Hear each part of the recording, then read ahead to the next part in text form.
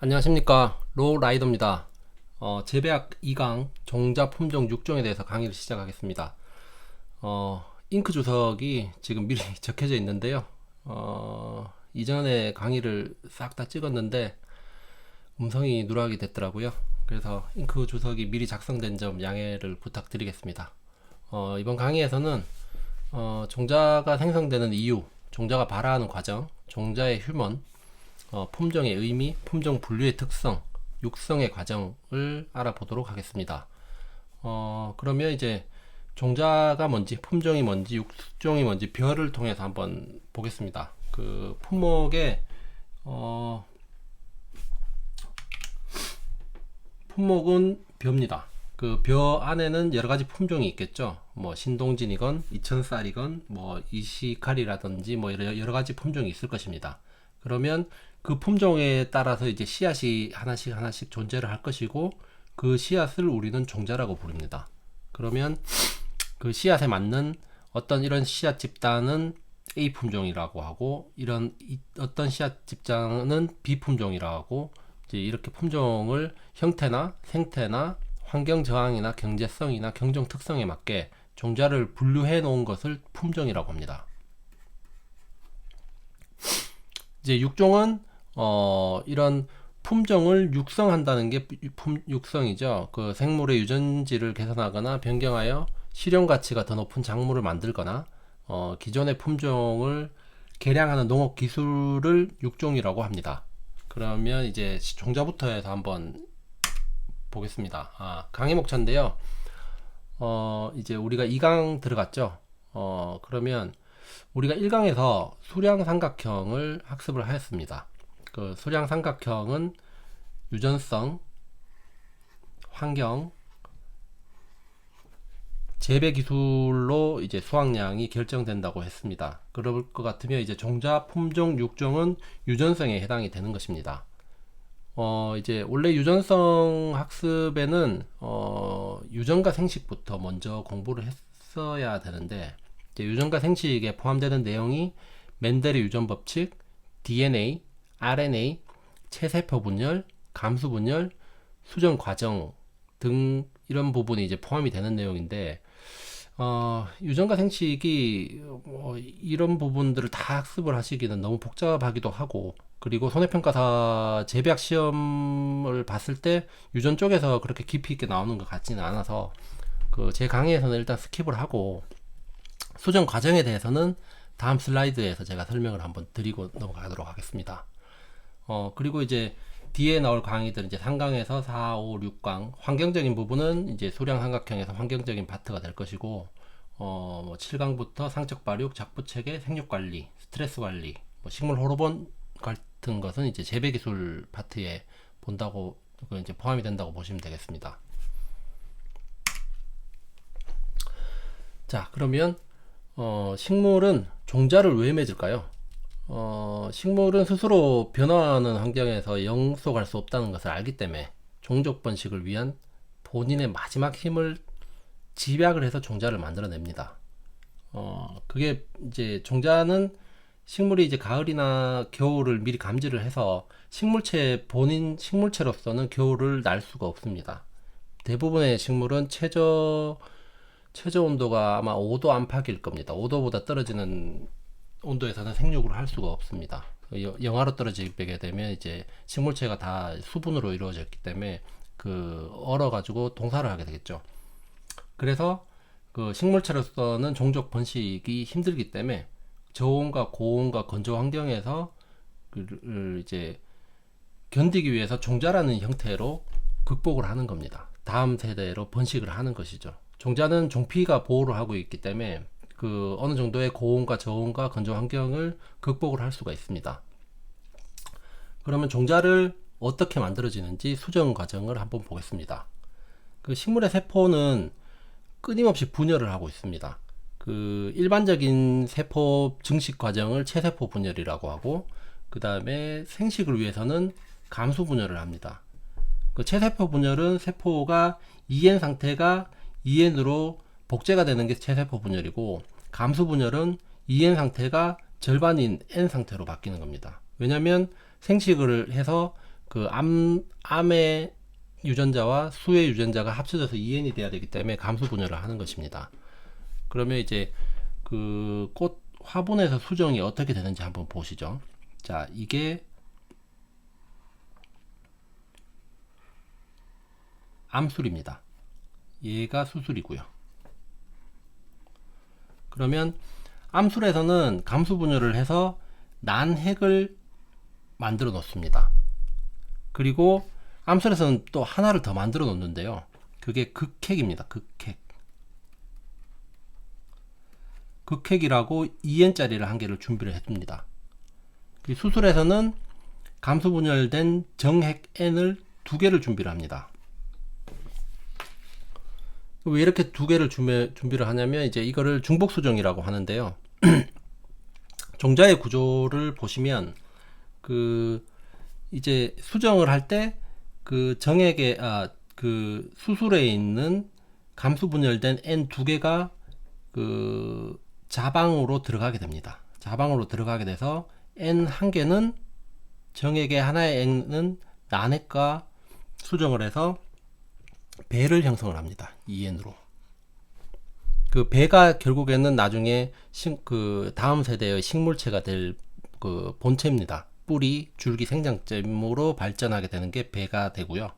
그리고 나머지 한 개의 N은 자방으로 들어가서 그 암술이 만들어 놓은 극핵과 합쳐지게 됩니다. 얘가 배젖이 되는데요. 배유라고 표현도 합니다. 그래서 이 N과 2N이 합쳐져서 배젖, 배유, 즉 3N을 형성을 하게 됩니다. 그리고 이제 그 암꽃의 자방이 결국에는 그 종자의 종피로 바뀌게 됩니다. 그래서 만들어진 게 이게 이제 종자입니다. 종자의 정액과 난액이 합쳐져서 만들어진 배가 있고요. 그리고 그 배의 추후에 영양 공급원이 되는 배젖, 배유가 있고, 그 다음에 자방벽이 이제 이렇게 종피를 형성을 해서 배와 배젖을 보호를 하고 있습니다. 이게 바로 종자의 구조고 수정이 돼서 종자가 형성되는 과정입니다.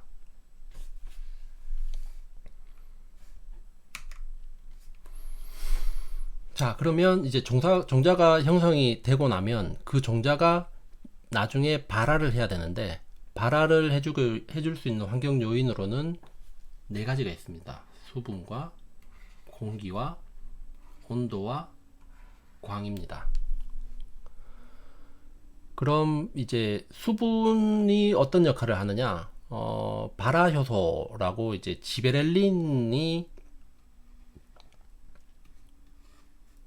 지베렐린을 활성화시켜주는 역할을 합니다.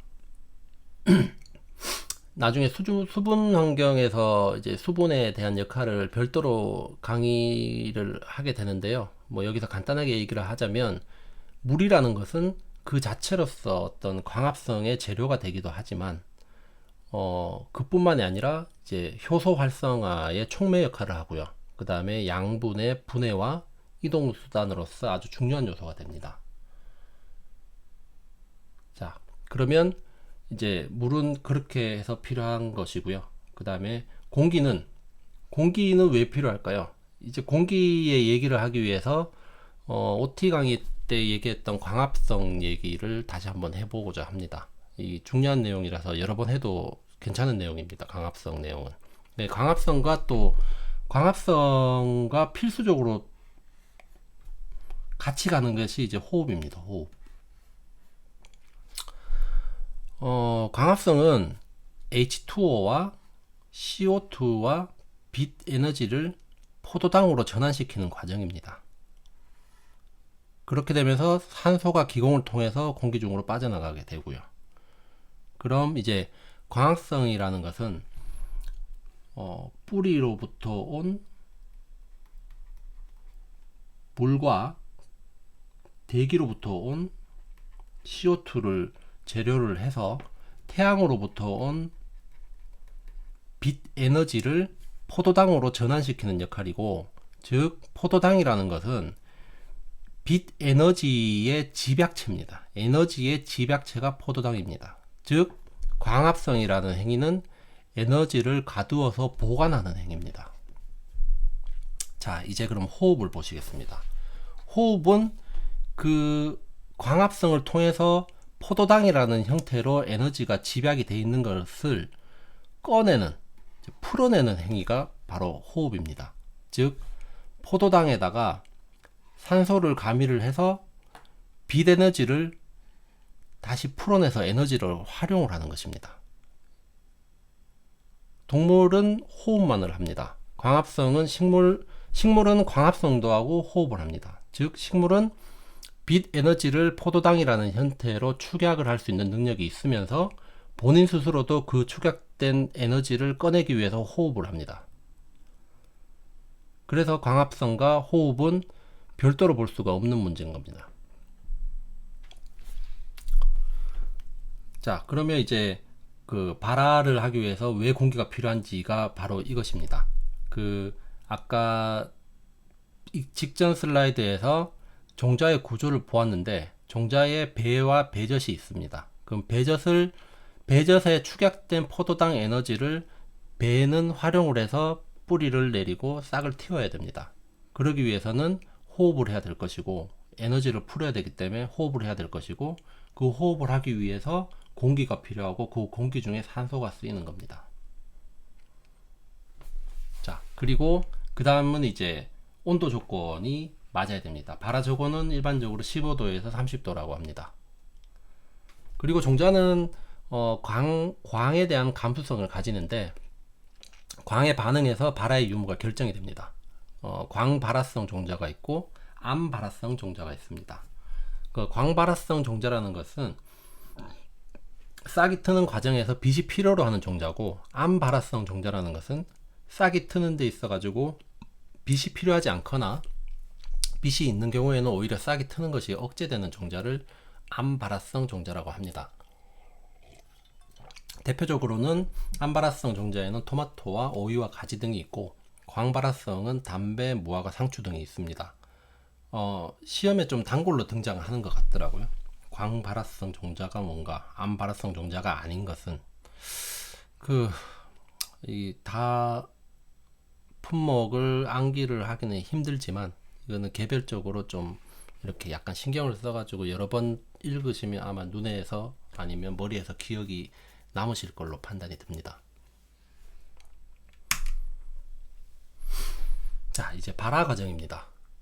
발화 과정을 그 옆에 이쪽 그림에 보면 뭐 이렇게 영어로 복잡하게 적혀져 있는데 그 간략하게 제가 설명을 드리겠습니다. 수분을 흡수를 하게 되면 씨앗의 종피를 뚫고 수분이 이제 배로 흡수가 되게 되면 배에서는 지베렐린이라는 호르몬이 활성이 됩니다. 자, 그러면 호르몬 얘기 먼저 하고 이 과정을 한번 가겠습니다. 호르몬에서 보면 지베렐린과 ABA라고 압시산이라는 호르몬은 이 종자뿐만이 아니라 나중에 식물 생육에 있어 가지고도 꾸준하게 등장하는 호르몬입니다. 이 두 가지 호르몬은 이해를 하시건 좀 숙지를 하셨으면 좋겠습니다. 그러면 자, 지베렐린이 하는 역할이 뭐냐면 세포를 신장시키거나 세포 분열을 촉진을 시킵니다. 즉 지베렐린은 촉진 호르몬입니다.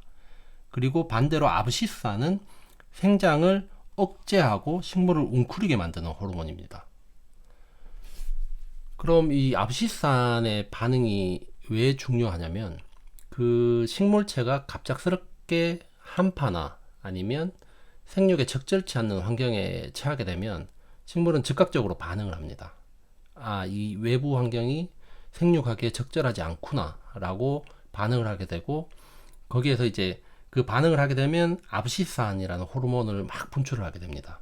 그러면 압시산 호르몬이 하는 역할이 이제 지금 외부 환경이 좋지가 않아. 식물 너 지금 싹 틔우면 죽을 거야. 그렇게 식물을 잔뜩 웅크리게 만듭니다. 생장을 하지 말게끔 만듭니다. 즉 추운 환경이라든지 극한의 환경에 새로운 싹이 트게 되면 그 싹은 분명히 죽게 될 것입니다. 그래서 이 압시산이 생장 억제를 해서 식물을 보호하는 역할을 하는 것입니다. 자, 그러면 이제 호르몬 지베렐린과 압시사는 좀 중요하게 좀 숙지를 해 주시고요. 그러면 아까 이제 다시 발화 과정을 한번 보시죠. 물이 흡수가 돼서 배에 흘러가게 가고, 이 초록색이 배고 이 보라색 바트가 배젖입니다. 그 배에 영양 공급하는 영양원이죠. 그 포도당 덩어리라고 하죠. 그러면 배에 물이 흡수가 되면 배에 있는 지베렐린이 활성화가 되고, 지베렐린이 물과 함께 배젖으로 넘어가게 됩니다. 그러면 배젖에서 이제 지베렐린이 양분을 이제 배젖의 양분을 분해하고, 그 분해된 양분을 갖다가 호흡을 통해서 배에 에너지를 공급을 하게 됩니다. 그러면 에너지를 받게 된 배는 점점 더 성장을 하게 되고, 그 결과 이렇게 유근을 내고 이렇게 싹을 틔우게 됩니다. 이게 바로 종자의 발화 과정입니다. 뭐 더 복잡한 기전이 있겠지만 큰 틀로 봤을 때는 이 정도만 이해를 하시면 될 것 같습니다. 자, 그럼 종자의 휴면을 한번 보겠습니다. 종자는 적당한 조건, 즉 식물이 생육하기 좋은 조건에서 발화가 되어야지 생명을 지속할 수 있습니다. 씨가 아무 조건 없이 그냥 뭐 아무 때나 갑자기 싹 튀어버리면 걔는 종족 생명을 지속할 수가 없습니다. 그렇게 이제 적당한 조건이 되기 전까지 발화를 하지 못하게끔 억제하고 있는 상태를 휴면이라고 합니다. 그러면 휴면의 원인은 여러 가지 항목이 있습니다. 그 배가 성장하지 않고 멈춰져 있는 것이 휴면이겠죠. 그러면 배가 성장할 조건, 아까 호르몬 얘기를 했는데 지베렐린이 활성화되는 조건이거나 압시산이 저해가 되는 조건에서는 배가 성장을 할 것입니다. 반면 압시산이 강화가 되고 지베렐린이 활성이 안 되는 상태는 휴면을 유지를 하고 있는 것입니다. 그리고 종피의 역할이 바로 또 휴면의 역할의 중요한 역할인데요. 그러면 경피라고 하는데, 경피가 이제 구들 경자의 가죽 피자입니다. 아주 두꺼운 껍질을 얘기를 하는 거죠. 그러면 두껍고 당당한 종자 껍질을 가진 게 대표적으로는 콩이라거나 소나무류가 보면 경피를 가지고 있습니다. 그런 경피들이 기계적이건 아니면 물리적이건 어떻게 경피가 좀 이렇게 깨어진다거나 약해졌을 때 발화 조건이 되고, 경피가 그대로 경피를 유지하고 있을 때는 휴면 조건이 되는 것입니다. 그리고 종피는 이제 왕겨 같은 경우에는 이렇게 경피 조건이 아닌 왕겨에는 압시산이 함량이 높습니다. 그 압시산은 생장을 억제하는 호르몬이잖아요. 그래서 휴면을 유지를 시켜주는 것입니다. 배에 왕겨가 붙어 있을 때는. 그래서 이제 또 광의 유무인데, 앞서 말씀드렸던 호강성, 형광성 종자는 뭐 이렇게, 호강성 종자에는 담배, 상추, 피투니아, 베고니아, 금어초인데, 아마 담배, 상추 정도는 잘 아시는 품목이니까 상추는 빛이 있어야지 발화를 하는구나 정도라고 한번 기억해 두시면 좋을 것 같습니다. 그리고 형광성 종자는 토마토, 가지, 오이, 호박, 대부분의 백합과 식물. 그 토마토랑 가지랑 오이는 가지과로 같은 과의 식물이라서 동일한 특성을 가지고 있습니다. 호박은 이제 박과고요. 일단 이런 것들은 시험에도 잘 나오는 항목이라 일단 한번 눈에 담아 두시기를 바랍니다. 그러면 종자의 휴면에 들어간 종자를 어떻게 하면 휴면을 타파를 시킬 수 있을까요? 이제 우리는 재배를 해야 되기 때문에 그 휴면을 들어간 씨앗을 인위적으로 사람의 시기와 때와 그 장소에 맞게 휴면을 타파를 할 필요가 있습니다. 그러면 타파 방법에는 물리적 휴면 타파도 있고 화학적 휴면 타파도 있습니다. 그 물리적으로는 기계적 처리, 그 껍질이 두꺼운 것은 껍질에 어떤 상처를 준다거나 아니면 껍질을 약간 깨어준다거나 그렇게 이제 기계적 처리를 한다거나, 아니면 온도적으로 어떤 저온 처리에서 휴면이 잘 깨어나는 종자가 있을 것이고, 그다음 야자루와 같이 이제 껍질이 아주 단단한 것들은 80도씨 온탕 침질을 해서 이제 껍질을 부드럽게 만들어 주는 것이죠. 수세 및 침지라는 것은 당근이나 우엉은 발화 억제 물질인 ABA 압시산이 식껍질에 많이 존재를 하고 있습니다. 그럼 압시산을 어떻게 물로 씻어내줘 버리면 휴면 조건이 타파가 되겠죠. 결국 그 휴면 억제가 된 게 풀리게 됩니다.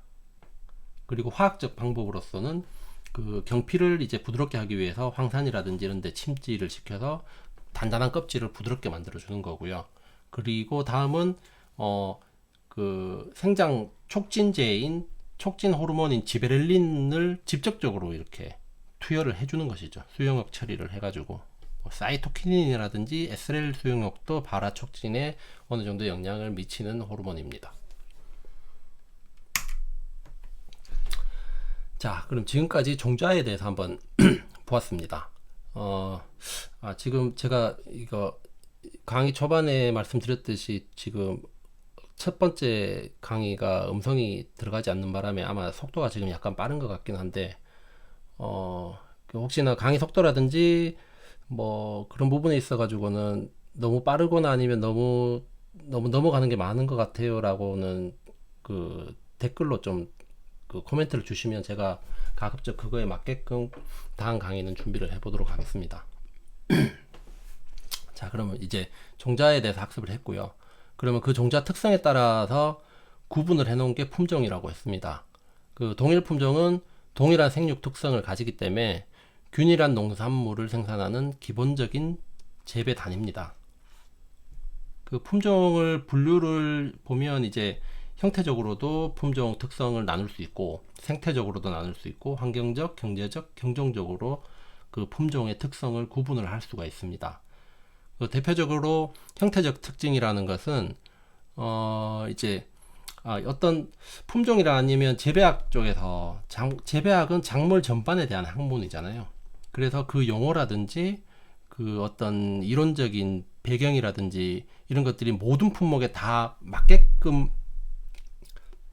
학문을 해놓은 거기는 하지만서도 그 예외적인 품종들이 있어요. 그 어떤 품종에는 재배학의 이론이 맞지 않는 품종들도 있는데 이제 그렇게 접근하시기보다는 그냥 대표적으로 벼에다가 맞춰가지고 재배학을 이해를 하시면 대부분이 맞아 들어가요. 그래서 벼 중심으로 저도 설명을 많이 할 것이고 여러분들도 어떤 용어라든지 어떤 그런 새로운 이론이라든지 이런 게 있으면 벼를 중심으로 한번 이해를 하시면 그 나머지 것들도 대부분 맞아 들어갑니다. 그래서 벼를 중심으로 저도 설명을 많이 드릴 것입니다. 그래서 형태적인 특징에서 보면 벼 같은 경우는 품종 개량의 획기적인 부분이 벼의 키를 낮춰준 벼들이 품종 개량에 획기적으로 그 경정적으로 키우기도 훨씬 좋았고요. 키가 크면 도복이 잘 되고 또 재래종의 키가 크면 이렇게 수광태세가 좋지가 않아서 생산량이 떨어지게 됩니다. 네, 그런 이렇게 작물의 키라든지 초형이라든지 뭐 그런 것들로 분류한 것이 형태적인 특징이고, 그 다음 생태적인 특징으로서는 계하기의 조만입니다. 조만성이라는 것은 접해는 보셨을 것입니다. 조생종, 중생종, 만생종에 대한 얘기입니다. 정식과 파종을 하고 수확할 때까지의 기간이 짧은 것은 조생종, 적당한 것은 중생종, 좀 긴 것은 만생종이라고 합니다. 그리고 환경적인 특성으로는 어떤 특수한 병해충에 저항성이 있다거나 아니면 그 한파라든지 아니면 더위라든지 염분이라든지 이런 부분에 저항성이 있는 품종들, 그렇게 그 환경 저항성을 가진 품종들을 환경적 특성으로 분류를 할 수 있고요. 그리고 경제적 특성으로는 우리 재배라는 것도 경제활동이라고 하였습니다. 그러면 타겟 시장이 있을 것입니다. 고급 식재료를 원하는 시장이 있을 테고 그 품질보다는 양을 원하는 시장이 있을 것입니다. 그거에 맞는 품종을 선택을 할 수가 있는 것이죠. 고급 식재료는 수량은 떨어지지만 품질 위주의 품종인 것이고, 양을 중심으로 하는 시장에서는 수량이 극대화되는 품질은 조금 떨어지더라도 수량을 극대화시키는 품종입니다. 이렇게 경제적 특성에 맞게도 품종을 나눌 수가 있고요. 그다음에 경종적 특성은 뒤에 별도로 말씀을 드리겠습니다. 자, 형태적 특성으로는 그 별을 통해서 한번 보겠습니다. 그 통일별하고 들어보셨을 것입니다. 1972년도에 허문회 박사가 그 일본벼 유카라 품종과 대만벼 TN1 인디카 품종이라고 하는데요. 일본벼 유카라 자포니카 품종과 대만벼 인디카 품종과 국제미장연구소의 IR8이라는 품종 3개를 합쳐가지고 그 생산량이 획기적으로 늘 수 있는 품종을 개발을 하였습니다. 이게 이제 66년부터 시험 재배를 해서 72년도에 이제 전국적으로 확대 보급이 됐는데, 70년대의 우리나라의 시대 상황은 외화 부족으로 쌀의 자급화가 국가의 어떤 최우선 정책이었습니다. 그래서 생산량이 높은 벼를 생산한다는 것은 거의 혁명에 가까운, 녹색혁명이라고 그러는데요. 혁명에 가까운 품종 개발이 통일벼였습니다. 이제 통일벼는 지금은 키우는 데가 없을 겁니다. 아마 이게 미질이 좀 떨어지고 냉해에 취약해서, 그리고 또 정책적으로 1992년도에 이제 정부가 쌀 수매를 중단을 하게 됩니다. 그래서 통일벼는 일반 시장에서 경쟁력이 떨어져서 농가에서는 자취를 감추게 됩니다. 자, 그러면 그 초형을 한번, 형태적으로 이제 초형을 한번 보겠습니다. 재래벼의 초형은 키가 크고 이렇게 그 잎이 이렇게 막 번져져 있는 형태를 가지고 있습니다. 반면 계량량 초형은 그 초장이나 줄기, 간장, 이제 줄기의 길이가 짧고 이렇게 쫙 모여져 있는 형태를 띠고 있습니다. 이 수확량이 왜 차이가 나냐면, 결국은 알곡에 탄수화물이 많이 맺히려면 광합성이 잘 돼야 되는데, 이렇게 초형이 막 펼쳐져 있다 보면 위에 잎이 밑에 잎에 그늘을 지게 되죠. 그리고 결국 밑에 이런 잎들은 태양을 잘 못 받습니다. 그래서 수확량이 떨어지는 것이고요. 키가 작고 이렇게 계량형 초형들은 쭉쭉 뻗어 있어 가지고 잎이 빛을 받는 수확 면적이 재래벼 대비 훨씬 많게 됩니다. 그래서 그 태양을 많이 받아서 광합성 효율이 좋아서 생산량도 늘어나고, 마찬가지로 키가 짧아 가지고 잘 쓰러지지도 않습니다. 그래서 수확량 증가에 획기적으로 기여를 하는 것이 계량형 초형인 것입니다. 형태적으로 또 하나, 그 세계적으로는 그 밀품종이 있습니다. 밀품종이 그 노만 볼락 박사가 소노라 64라는 품종을 개발을 했는데, 이게 이제 결국 우리 전통 밀이었습니다. 안전뱅이 밀 유전자를 활용을 해서 그 이제 그 소노라 64를 이제 개발을 했는데, 이 소노라 64의 특징이 뭐냐면 생산력이 높고 생명력이 엄청 강합니다. 그래서 척박한 땅에서도 번식력이 엄청 좋습니다. 기아 문제를 해결했다고 해서 노벨 평화상까지 받게 되는 그런 품종입니다. 소노라 64. 자, 이제 생태적 특징에 따른 품종 분류에 있어서 대표적인 게 조만성에 따른 품종 분류입니다. 조만성이라는 것은 조생종, 중생종, 만생종을 얘기를 하는데요. 이게 정식이나 파종 이후 등수 완료일까지 일수가 상대적으로 짧은 것이 조생종이고, 그 다음이 중생종, 등수 완료일수가 가장 긴 것이 만생종입니다. 여기서 이제 보셔야 될 게, 생장기에 대한 일자는 똑같습니다. 변화가 없습니다. 생식상하고 등숙상은 동일한 날짜를 가지고 있는데 영양 생장 기간이 짧아진 것을 확인할 수 있습니다.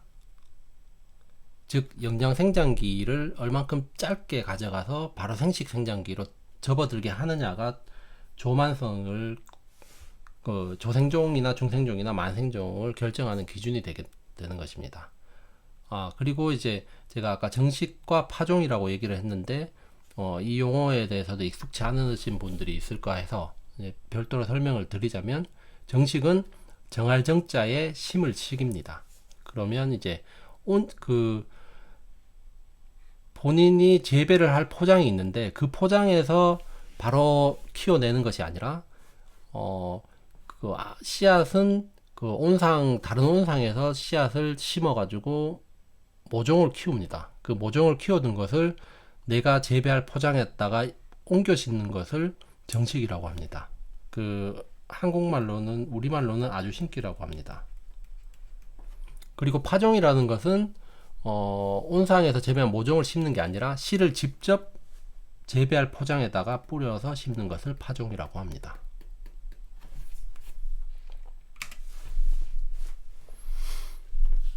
자, 그러면 이제 영양 생장기와 생식 생장기가 무엇을 의미하는 것일까요? 별을 기준으로 봤을 때 최고 분월기를 기점으로 영양 생장기와 생식 생장기를 구분을 짓습니다. 자, 최고 분월기가 뭔지 분월부터 설명을 드리겠습니다. 분월이라는 것은 나눌 분자에 그루터기 얼자입니다. 벼는 포기를 형성을 하는 식물이잖아요. 그러면 벼의 밑단에서 이렇게 계속 줄기가 분열을 하게 됩니다. 그래서 분열된 게 또 분열되고 이런 식으로 해서 점점 포기의 숫자가 늘어나는 것을 분월이라고 합니다. 그러면 최고 분월기라는 것은 최대한 분월이 많이 돼서 포기 수가 많아지고 덩치가 제일 커져 있는 시점을 최고 분월기라고 합니다. 최고 분월기가 되었을 때는 더 이상 덩치를 키우지 않고 이제 잎싹을 키우기 시작합니다. 이 시점이 생식 생장기의 시점입니다. 그러면 생식 생장기에는 이제 더 이상 영양 생장기에서는 식물이 왕성하게 분월을 하고 생장하고 이제 분월과 잎사귀를 키우는데 주력을 했다라면, 생식 생장기는 잎사귀 달린 줄기가 이제 나오기 시작합니다. 벼들은 잎사귀 잎에 이렇게 잎집이라고 하는데요. 잎집에 쌓여가지고 잎사귀 자라기 시작을 합니다. 그 시점을 시점이 이제 생식 생장기의 시작인 것입니다. 그럼 이제 이 생식 생장기라는 것은 이제 출수기를 기점으로 또 한번 나눠질 수 있는데요. 출수기를 기점으로 출수기 이전 단계를 신장기라고 하고요. 출수기 뒤의 단계를 등숙기라고 합니다. 자, 그러면 이게 뭘까요? 출수라는 게 뭐냐면, 자라나온 잎싹이, 아까 잎싹은 잎에 이렇게 쌓여가지고 자란다고 했잖아요. 그러면 잎에 쌓여가지고 잎싹이 자라다가 그 잎 밖으로 툭 튀어나오는 시점을 출수기라고 합니다.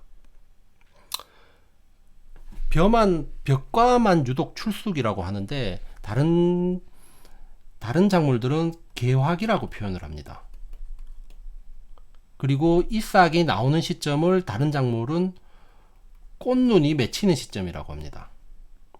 즉, 생식 생장기는 꽃이 될 꽃눈이 맺혀가지고 자라나는 시점부터 꽃이 피고, 그 꽃이 펴서 이제 수정이 완료돼서 열매가 다 익어가는 과정까지를 모두를 생식 생장기라고 하는 것입니다.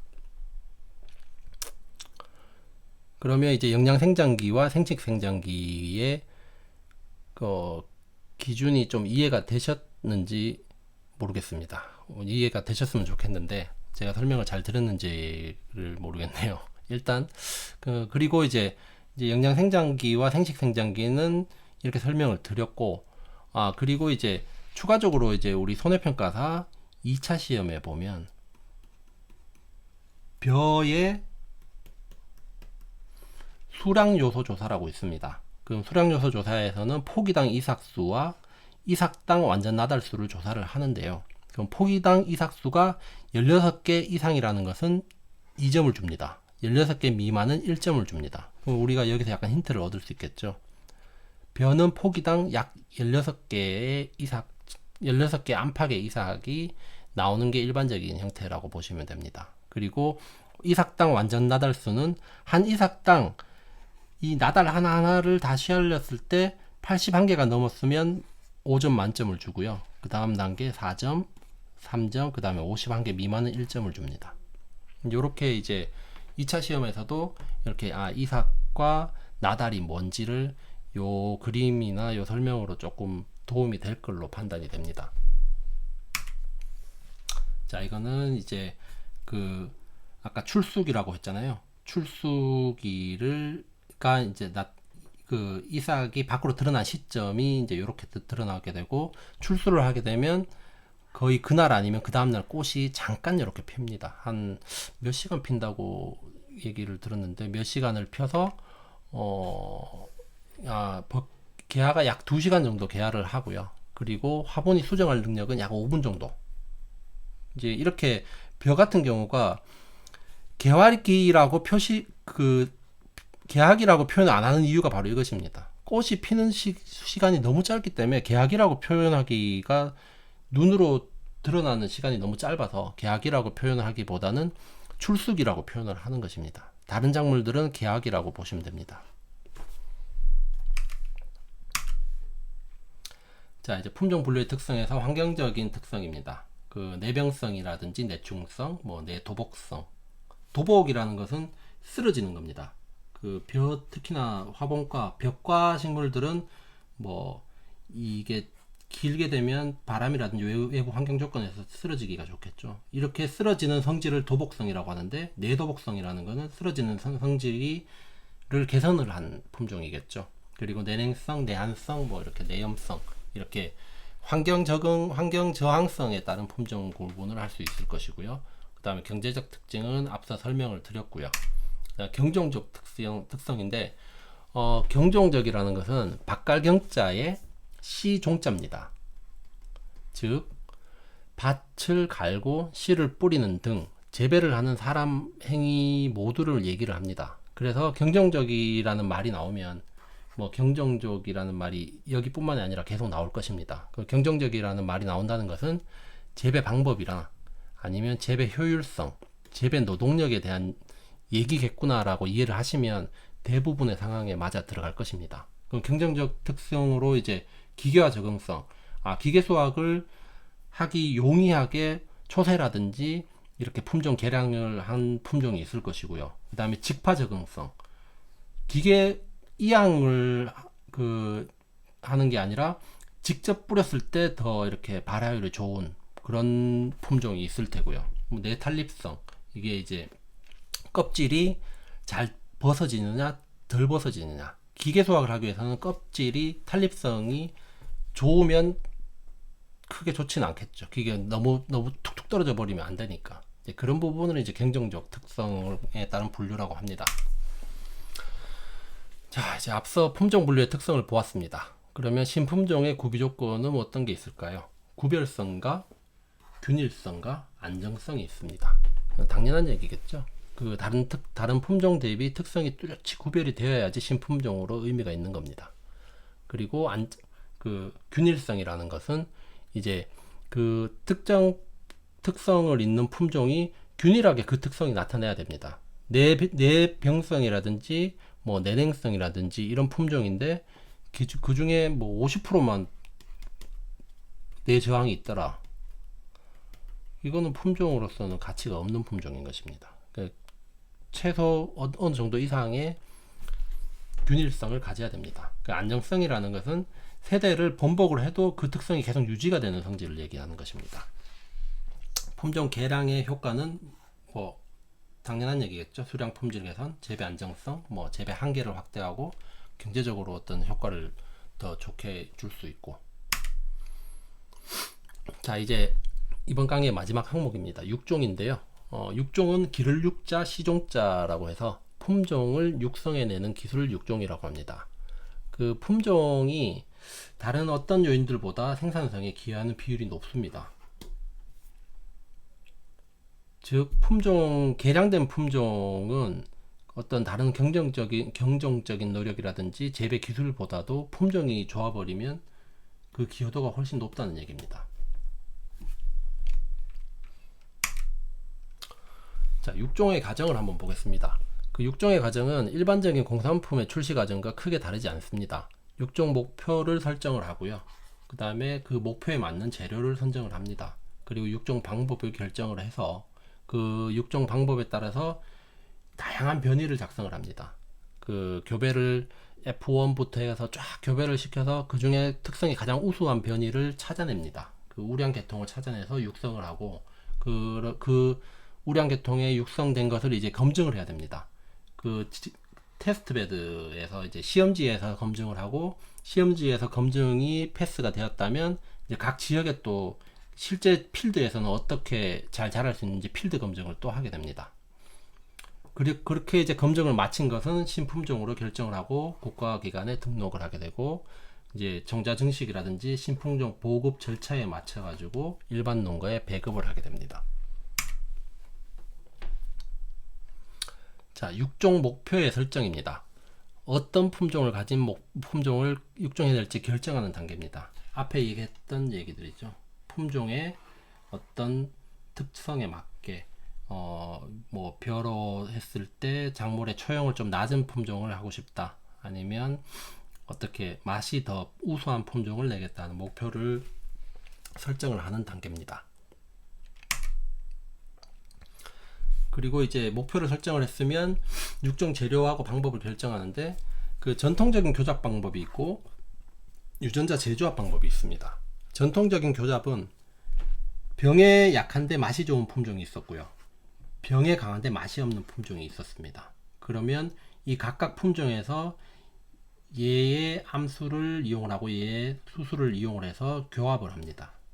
그래서 그 교잡을 한 1대 자손이 나올 것이고 그 1대 자손을 또 활용을 해서 또 재교잡을 해서 다양한 교잡군을 형성을 해서 그 중에서 가장 우수한 품질을 가진 품종을 이제 우수 품종을 뽑아내게 됩니다.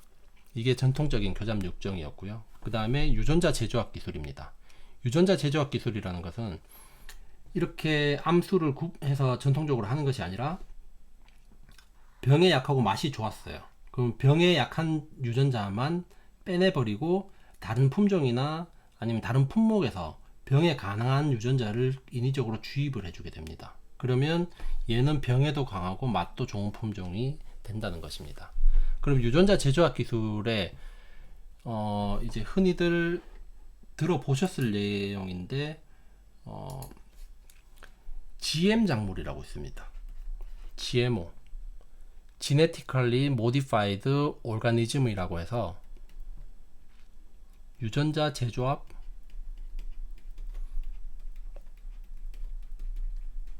식품입니다. 이게 이제 생명체 유전자를 인위적으로 바꾸거나 넣고 빼서 생명체의 단점을 없애고 장점만 강화하는 유전공학 기술인데요. 이게 이제 가장 대표적인 기업이라고 보면 미국의 몬산토라는 기업이 있습니다. 몬산토 기업에서 주도를 해서 GM 콩이라든지 GM 옥수수를 상당히 많이 보급을 하고 있고 실제로 미국에서 많이 재배를 하고 있습니다. 그러면 이제 몬산토가 이렇게 유전자 조합 품종만 출하를 하느냐? 제초제도 같이 팔고 있습니다. 즉 GM콩과 몬산토에서 나온 GM콩과 옥수수는 몬산토 제초제의 저항성을 가지고 있습니다. 이렇다는 것은 기존에는 제초제를 그 잡초에만 뿌렸습니다. 근데 GM 그 제초제 저항성을 가진 GM콩과 GM 옥수수가 개발이 되고 난 이후에는 이제 제초제를 조심스럽게 뿌릴 이유가 없습니다. 이제 마구잡이로 기계로 이제 비행기로 확 훑어버립니다. 그러면 인건비라든지 이런 부분에서 엄청 절약이 되겠죠. 자, 그러면 잡초는 싹 다 죽고 지행콩은 저항성이 있기 때문에 살아남는 것이죠. 이제 거기에 스며든 농약은 뭐 세척을 하건 어쨌건 결국 사람의 입으로 들어가게 되는 겁니다. 이렇듯 유전자 재조합이 생태계에 어떤 영향을 미칠지 아니면 인류 건강에 어떤 영향을 줄지에 대해서는 논란이 아직도 많습니다. 근데 분명한 것은 생태계 질서를 인간의 개입에 의해서 어떻게든 변화가 된다는 것이고, 그리고 유전자 재조합을 통해서 해충을 견디는 식물을 만들면 다시 그 식물을 이기는 또 돌연변이 해충이 출몰을 하게 됩니다.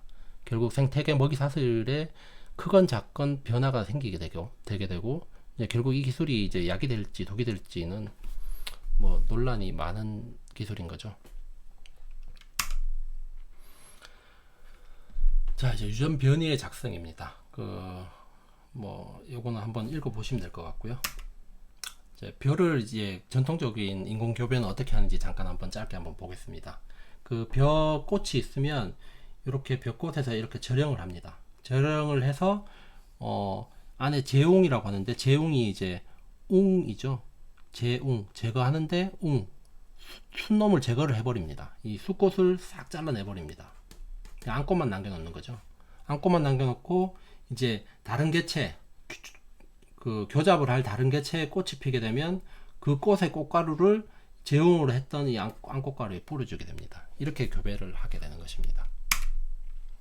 그래서 이제 그렇게 자방친과 화분친에서 교배종자를 얻고요. 교배종자에서 F1 식물을 추출을 해서 F2 종자를 또 냅니다. 그 F2 종자를 다시 F2 식물로 키워내고 F3 종자를 내고, 또 다시 F4 종자를 내서 이렇게 계통균을 형성을 해서 계통군 안에서 우수 계통이 추출을 해냅니다. 우량 계통을 선발을 해서 그 우량 계통만을 또 육성을 하는 것입니다. 그렇게 육성된 우량 계통을 이제 검증을 해야 될 텐데요. 벼의 도열병, 내도열병 품종이라고 하면 그 검정 우수 계통을 검정 계통에다가 심게 됩니다. 이제 개만 봤을 때는 이게 잘 특성이 좋은지 안 좋은지를 구분이 힘들기 때문에 비교 품종을 옆에다 심고요. 그리고 도열병에 예민한, 도열병에 쉽게 잘 죽는 감수성 품종까지 해서 도열병에 과연 잘 뿌려졌는지를 확인하는 과정을 거칩니다. 자, 이렇게 해서 특성의 검증을 하게 되고, 내냉성 검증, 내염성 검증, 이렇게 각 시험 포장에서 검증을 하게 됩니다. 그럼 이렇게 생산력 검증을 하고 지역 검증을 하는데, 이제 F1 계통에서 F6 계통까지 육성하는 데만 해도 한 개체마다 1년이 걸릴 거잖아요. 그래서 결국에는 6, 7년이라는 기간이 걸리고요. 그 다음에 생산력 검증에도 한 해 가지고 하지는 않습니다. 한 3년을 하고요. 그 3년간 시험 포장해서 괜찮은 품종을 다시 실제 지역에서도 괜찮은지를 또 검증을 또 한 3년을 하게 됩니다. 그렇게 하면 결국에는 한 15년 가까이가 걸리게 되고, 이제 세대 촉진이나 꽃가루 배양 방법은 그거보다는 좀 더 선진화된 기술이라서 좀 더 연수를 줄일 수는 있지만 그래도 짧은 연수는 아니고, 이런 개선된 프로세스에 대해서 상세 내용까지는 알 필요는 없을 것 같습니다. 자, 검증 과정까지 마친 품종은 이제 식량과학원의 기술식물 양성포, 이제 여기서 포라는 것이 이제 포장인데요. 포장이 이제 포자가 채소밭 포자에 마당장자입니다. 즉 논밭과 채소밭을 통틀어서 포장이라고 합니다. 이제 요거를 자주 쓰이는 말이라서 이제 별도로 설명을 드렸습니다. 그럼 기본 식물 양성 포장에서 기본 식물을 생성을 하고, 기본 식물은 다시 각도의 농업기술원에 원종 포장으로 보내지게 됩니다. 거기에서 생성된 종을 원종이라고 하고요. 원종을 다시 각도 원종장에서 원종 포장해서 육성을 하게 되고, 거기서 나온 게 또 원종입니다. 그 원종을 다시 종자관리소에 최종 포장해서 최종적으로 키워내서 보급종으로 농가에 배급이 됩니다. 이게 우리나라의 벼 종자 증식의 체계입니다. 자, 요거는 그냥 참고적으로 한번 보시면 될 것 같습니다. 자, 이렇게 이제 2장 종자 품종 6종 강의를 마무리를 하였습니다. 이번 강의에서는 종자가 생성되는 이유, 종자가 발화하는 과정, 종자의 휴면을 살펴보았고, 그 다음에 품종의 의미, 품종 분류의 특성, 그 다음 육종의 과정을 살펴보았습니다. 또한 식물의 영양 생장과 생식 생장에 대해서 간략하게 설명을 드렸는데요. 혹시나 이해가 되지 않으시면 댓글로 주시면 추후에 추가적으로 좀 한 번 더 설명을 드리는 기회를 갖도록 하겠습니다. 그 종자에 대한 전반적인 이해가 조금 되셨는지는 모르겠는데, 여튼 제가 강의 중에는 가급적 용어에 대한 설명을 충실히 하려고 하는데, 이제 그거는 어찌됐건 제가 강의하는 제 기준이라서 강의를 들으시는 분들이 제가 당연히 아실 거라고 생각하고 아마 설명 없이 넘어가는 용어도 있을 것 같습니다. 강의 중에 뭐 그런 내용이 있다라면, 뭐 그런 용어적인 부분이라 아니면 이해가 좀 더 필요할 것 같은 부분이 있다면 그 해당 강의 게시글에다가 댓글로 질문을 주시면 제가 아는 한도에서는 성실히 설명을 드리도록 하겠습니다. 그러면 재배학 2강 종자 품종 6종 강의는 이걸로 마치도록 하겠습니다. 감사합니다.